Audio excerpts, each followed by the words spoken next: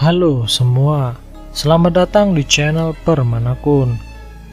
Di video ini, gua akan membahas kelanjutan dari Tondemo Skill di Isekai Haromesi atau Campfire Cooking in Another World with My Absurd Skill. Di video ini, gua akan membahas kelanjutan dari cerita perjalanan Mukoda bersama familiarnya yang diambil berdasarkan dari cerita light novelnya. Dan bagi kalian yang ingin mengetahui kelanjutan dari animenya, gua sarankan untuk membaca manganya terlebih dahulu. Oke, tanpa basa-basi, mari kita langsung saja ke pembahasan ceritanya. Cerita dimulai di hari sebelum keberangkatan kelompok Mukoda ke dungeon kota Aveling. Mukoda saat ini sedang berjalan di pasar untuk mengumpulkan bahan makanan. Setelah mendapatkan bahan-bahan seafood, Mukoda pun kembali ke rumah untuk mulai memasak. Mukoda mengolah beberapa seafood untuk dijadikan sup yang akan disajikan untuk makan siang. Dan setelahnya, ia kembali memasak dengan menu daging untuk dijadikan makan malam. Beberapa waktu pun berlalu. Setelah Mukoda dan para familiarnya menyelesaikan makan malam, Mukoda bersiap untuk melakukan persembahan kepada para dewa sembari menanyakan mengenai dungeon kota Aveling. Seperti biasa, untuk persembahan bisa dilihat di daftar berikut.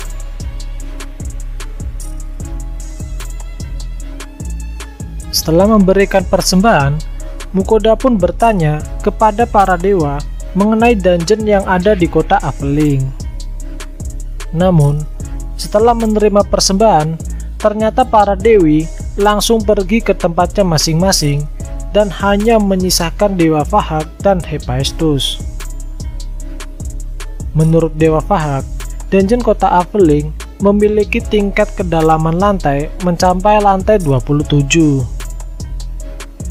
Tidak seperti dungeon Dolan yang memiliki lantai yang luas, dungeon ini bertipe dungeon bawah tanah yang tertutup di semua sisi.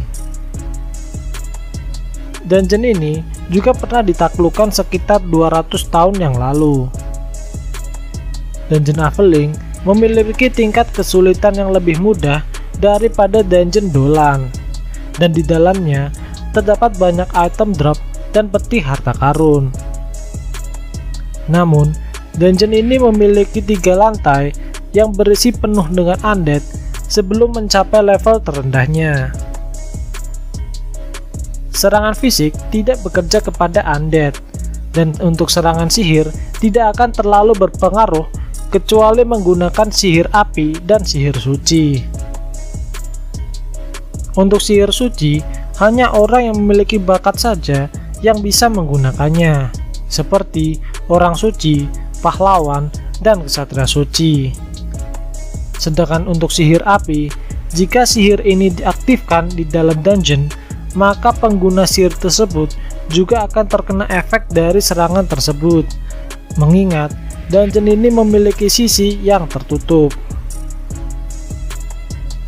Untuk metode yang digunakan manusia sekarang, yaitu dengan cara memberikan segel suci ke senjata mereka yang dilakukan oleh gereja Rubanov.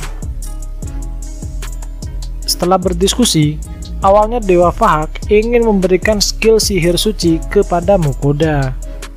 Namun, jika hal itu dilakukan, ia takut akan ketahuan oleh Dewa Segala Pencipta. Setelah itu, Dewa Hephaestus memberikan alat berbentuk seperti penyegel surat yang dinamai penyegel suci para dewa kepada Mukoda. Cara kerja alat ini yaitu ketika alat ini ditekankan pada senjata, maka senjata tersebut dapat digunakan untuk memusnahkan undead. Segel ini mempunyai tingkat yang berbeda dari segel palsu milik gereja Rubanov. Segel ini akan bertahan seharian penuh dan ketika hilang tidak akan merusak senjata, tidak seperti segel milik gereja yang bertahan hanya pada 10 ayunan pedang, dan ketika segel hilang, maka pedang tersebut akan hancur. Setelah itu, Mukoda pun menerima alat tersebut dan para dewa pun pergi. Keesokan harinya, setelah sarapan, Mukoda mendiskusikan mengenai dungeon Aveling kepada para familiarnya. Awalnya, Vel dan Turachan sangat membenci untuk melawan undead. Mereka berpikir untuk melewatinya atau menghancurkannya dengan menggunakan sihir api tingkat tinggi. Namun, setelah itu Mukoda pun menceritakan mengenai alat penyegel suci para dewa kepada para familiarnya.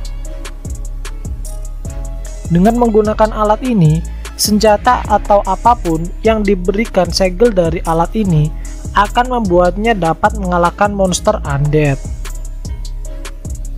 Mukoda pun berencana akan memberikan segel ke tubuh para familiarnya agar mereka bisa melakukan serangan langsung ke monster undead. Setelah itu, waktu pun berlalu, dan setelah makan siang, Mukoda pergi ke guild petualang untuk berpamitan karena besok ia akan meninggalkan kota Beerland dan pergi ke kota Aveling. Sesampainya di guild, Mukoda pun disapa oleh Markus dan para pegawai guild. Markus menukarkan kartu rank Mukoda dari rank A menjadi rank S. Markus juga memberitahu informasi bahwa kemungkinan bos lantai terakhir di dungeon Aveling adalah Hydra.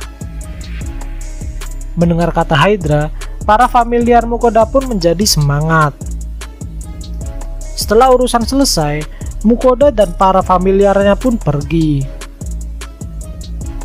Keesokan harinya, setelah Mukoda mengembalikan kunci rumah ke guild pedagang, mereka pamit dan meninggalkan kota Beerland.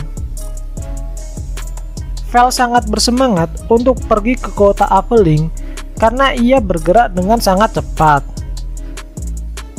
Setelah melakukan perjalanan selama 5 hari, akhirnya kami pun sampai di kota dungeon Aveling. Seperti kota Dolan, terdapat antrian panjang untuk memasuki kota Aveling ini. Setelah 1 jam kami mengantri, akhirnya kami pun bisa memasuki kota Aveling. Kami pun bergegas untuk menuju ke guild petualang. Setelah memasuki guild dan menunjukkan kartu petualang, kami pun dipertemukan dengan guild master kota Aveling. Guild master di sini adalah seorang wanita yang bernama Nadia. Nadia mempunyai para seperti wanita berumur 30-an. Ia memiliki rambut panjang berwarna merah dan tinggi sekitar 2 meter. Setelah perkenalan singkat itu, kemudian Nadia membawa Mukoda ke dalam ruangannya. Nadia bercerita bahwa terdapat rumor mengenai manusia yang dapat menjinakkan seekor Fenrir. Awalnya, ia tak percaya dengan rumor tersebut. Namun, setelah mendapat kabar dari Markus dan melihat Mukoda sendiri, ia kagum melihatnya. Kemudian, Nadia pun mengkonfirmasi kembali apakah benar Mukoda akan memasuki dungeon kota Aveling. Mukoda pun menjawab bahwa ia bermaksud untuk memasuki dungeon setelah melakukan persiapan. Nadia berkata bahwa dungeon ini terakhir ditaklukkan adalah sekitar 200 tahun yang lalu, dan saat ini party terdepan yang memasuki dungeon mereka hanya bisa mencapai lantai 17. Tak ada party yang mau melangkah ke lantai 18, mengingat lantai ini dipenuhi dengan undead yang sangat sulit untuk ditaklukkan. Untuk rinciannya, lantai dungeon kota Aveling adalah sebagai berikut. Lantai 1-3 terdapat monster tikus besar dan kelelawar raksasa. Untuk lantai 4-8 terdapat monster goblin dan kobold, dan terkadang terdapat beberapa monster yang mengalami evolusi. Namun, Untuk saat ini belum ada laporan mengenai monster yang mengalami evolusi. Untuk lantai 9 adalah lantai undead. Di sini terdapat monster zombie dan skeleton. Di sini juga terdapat ruang boss monster, yaitu monster 3 prajurit skeleton. Untuk lantai 10-17 adalah zona serangga. Semakin dalam memasuki lantai dungeon, maka semakin besar pula serangan dan jumlah kawanannya. Dan juga terdapat serangga yang memiliki racun di dalamnya. Lantai 18 adalah lantai undead. Di lantai ini terdapat monster zombie, hantu, skeleton, prajurit skeleton, dan penyihir skeleton. Monster di lantai ini memiliki level yang lebih tinggi dibandingkan di lantai 9. Di sini juga terdapat ruang boss monster, yaitu monster 5 ksatria skeleton dengan level yang lebih tinggi. Untuk lantai 19-25 adalah zona reptil. Seperti namanya, di lantai ini banyak reptil seperti kadal, ular, hingga kura-kura.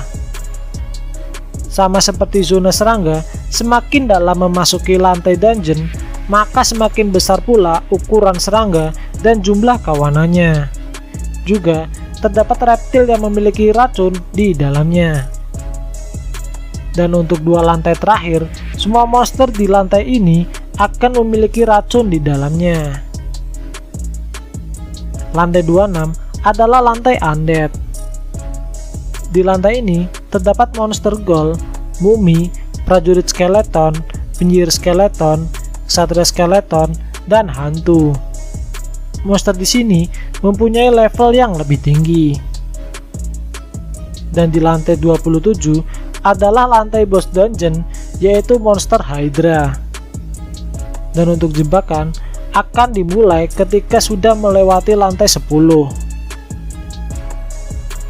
Berdasarkan perkataan Nadia, kami pun harus hati-hati dalam persiapan menyelam ke dungeon. Mengingat jenis monster yang ada di dalamnya, kami tak bisa berharap ada daging yang bisa dimakan. Kemudian, Nadia pun memberikan peta dungeon yang cukup akurat sampai ke lantai 12. Setelah urusan di guild selesai, Nadia pun membawa Mukoda ke sebuah penginapan yang dioperasikan oleh guild sebagai tempat tinggal sementara Mukoda. Mukoda berencana akan menginap selama 2 hari untuk mempersiapkan bekal sebelum memasuki dungeon. Setelah beberapa waktu, Mukoda pun memutuskan untuk membeli sebuah senjata tombak dari seorang kurcaci. Kemudian, sesampainya di penginapan, Mukoda meminta Sui untuk membuat tombak tersebut menjadi sebuah tombak mithril. Tak butuh waktu lama, Sui pun mengolah tombak tersebut dan jadilah sebuah tombak mithril. Mukoda pun melakukan penilaian pada tombak tersebut, dan benar saja, sama seperti pisau mithril, tombak tersebut mempunyai nilai tambah di dalamnya. Hari pun berganti. Setelah selesai sarapan, Mukoda meninggalkan para familiarnya untuk pergi ke daerah tempat penjual bahan makanan. Setelah berjalan-jalan, Mukoda pun memutuskan untuk kembali ke rumah untuk mempersiapkan makan siang dan makan malam. Beberapa waktu pun berlalu. Setelah selesai makan malam, Mukoda bersiap untuk memberikan persembahan kepada para dewa. Kali ini, Mukoda memberikan jatah 2 emas kepada setiap para dewa, mengingat besok ia akan mulai memasuki dungeon. Seperti biasa, untuk rincian persembahan bisa kalian lihat sebagai berikut.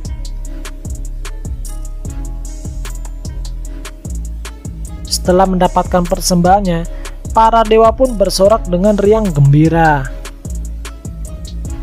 Keesokan harinya, setelah selesai menyelesaikan sarapan, kami pun berangkat menuju ke dungeon. Namun, sebelum itu, kami akan pergi ke guild petualang untuk melapor kepada Nadia. Sesampainya di guild, kami pun bertemu dengan Nadia. Namun, betapa mengejutkannya, muncul Erland Guild Master dari guild petualang Kota Dolan di balik tubuh Nadia. Ternyata, setelah mendengar rumor mengenai party Mukoda yang mengalahkan Naga Merah, dengan cepat Erland langsung bergegas menuju ke kota Aveling. Melihat tingkah Erland, Mukoda dan Nadia pun hanya bisa tersenyum pahit. Erland meminta Mukoda untuk segera menunjukkan Naga Merah kepadanya. Mukoda pun menolak permintaan Erland, mengingat ia akan segera memasuki dungeon. Mukoda berjanji setelah menyelesaikan dungeon, ia akan pergi ke kota Dolan untuk menyerahkan pembongkaran naga kepadanya. Mendengar hal itu, Elrond pun menyetujuinya. Namun setelah itu, Elrond menyarankan agar ia bisa mengikuti Mukoda untuk masuk ke dalam dungeon. Nadia pun setuju mendengar usulan dari Elrond, mengingat Erland ini adalah mantan petualang yang memiliki peringkat S sama seperti Mukoda dan Nadia. Mendengar hal itu, Mukoda dengan lantang menolak. Mukoda berkata, apakah kau tidak khawatir kepada kota Dolan mengingat kau meninggalkannya dalam waktu yang lama? Elrond pun menjawab, kau tak perlu khawatir. Di Dolan ada Ughol. Meskipun begitu, Ughol dulunya adalah seorang petualang yang memiliki peringkat B. Setelah berdebat, akhirnya Mukoda mengizinkan Elrond untuk ikut bersamanya memasuki dungeon. Setelah itu, kami pun berangkat menuju dungeon. Oke, sekian dulu video pembahasan Tondemo Skill di Isekai Haromesi. Dan nantikan video selanjutnya hanya di channel ini. Dan jangan lupa untuk like, comment, dan subscribe apabila kalian menyukai video ini. Oke, see you.